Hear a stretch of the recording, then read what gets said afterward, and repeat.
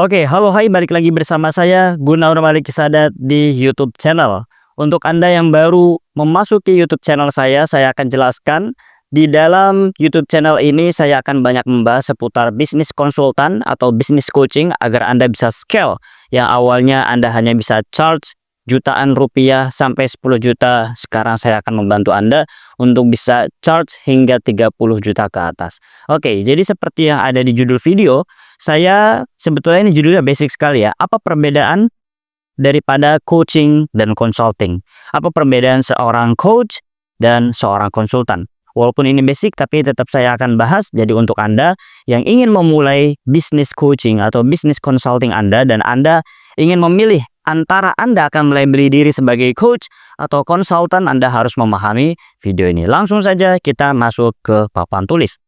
Di dalam papan tulis ini, saya sudah memperlihatkan di sini ada counseling, ada coaching, ada consulting, ada mentoring, dan empat hal ini dianggap sama, seringkali dianggap sama orang, seringkali dianggap profesi yang satu keutuhan, seringkali konsultan dianggap konselor, konselor dianggap konsultan, coach dianggap konsultan, konsultan dianggap coach, atau mentor dianggap trainer, dan lain sebagainya. Padahal counseling, coaching, consulting, mentoring itu berbeda semuanya.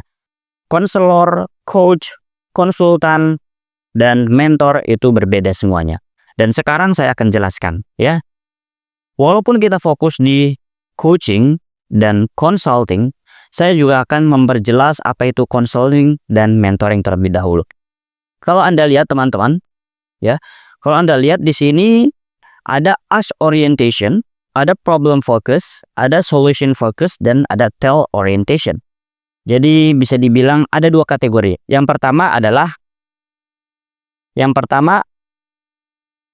ask orientation, berfokus atau berorientasi pada bertanya.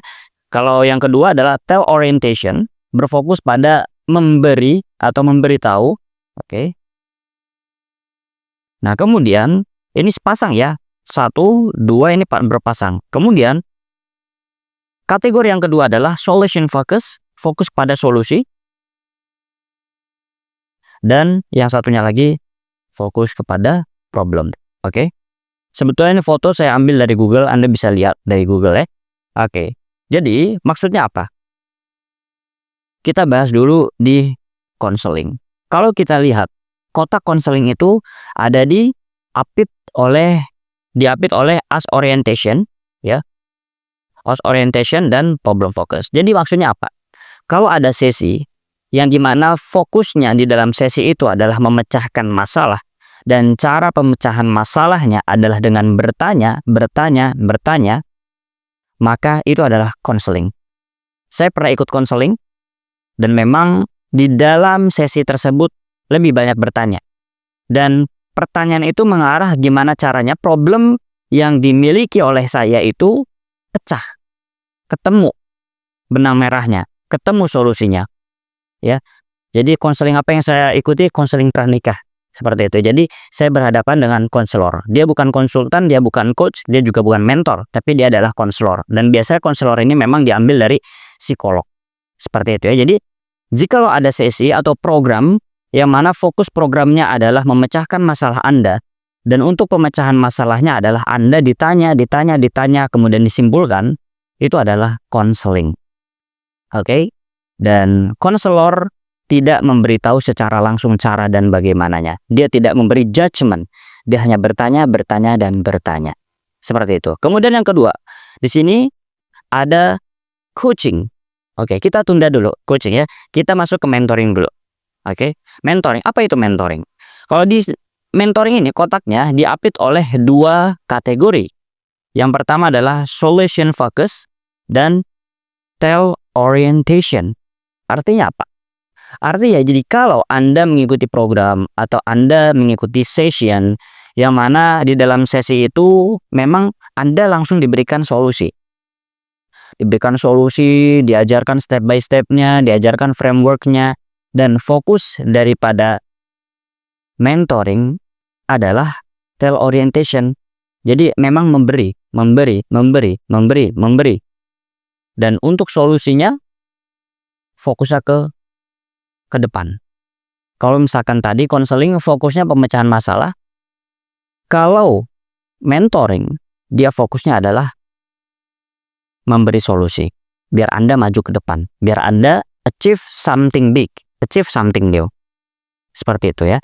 Nah, itu adalah perbedaan dari konseling dan mentoring. Kita coret dulu karena kita udah bahas. Nah, kemudian sekarang kita masuk ke coaching dan consulting. Dan ini adalah dua bidang yang kita fokuskan di dalam YouTube channel ini. Apa itu coaching?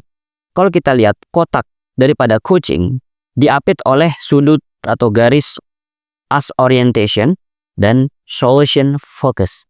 Artinya apa teman-teman? Jikalau Anda seorang coach, ngaku sebagai coach, tapi Anda lebih banyak memberikan solusi, berarti ini bukan yang cocok untuk Anda. Artinya Anda tidak sedang mengadakan sesi coaching.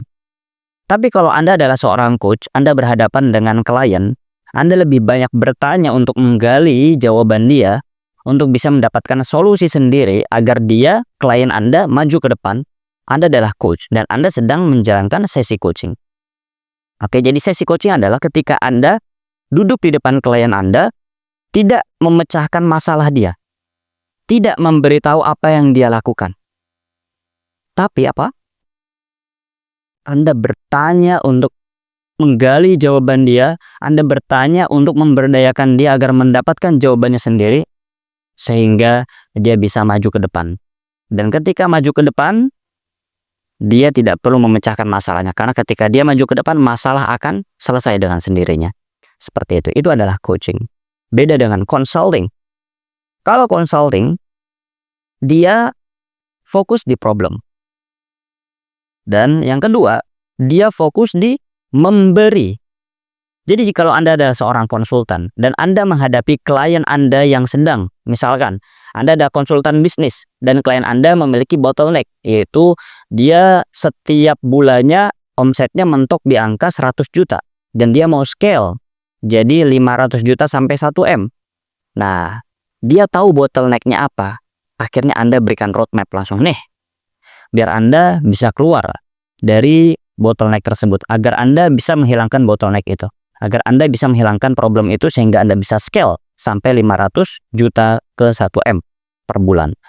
Seperti itu. Jadi, ketika Anda mengadakan sesi konsultasi, biasanya klien Anda lebih banyak bertanya dan Anda menjawab. Atau, tanpa ditanya Anda langsung memberikan framework. Anda memberikan produk-produk done for you, done with you. Seperti ya. Apa done for you? Jadi Anda memberikan produk, misalkan Anda buatkan website untuk klien Anda, atau Anda membuatkan framework yang tinggal dipasang oleh klien Anda, atau done with you, misalkan framework daripada yang Anda sediakan di consulting bisnis Anda atau bisnis konsultan Anda, itu harus didiskusikan oleh klien. Maka ada istilahnya done with you. Dikerjakan bareng gimana caranya framework tersebut gak kaku-kaku amat, tapi hasil discuss dari pandangan Anda sebagai konsultan dan juga pandangan klien Anda yang sudah tahu lapangan bisnisnya bagaimana atau kondisi lapangannya seperti apa.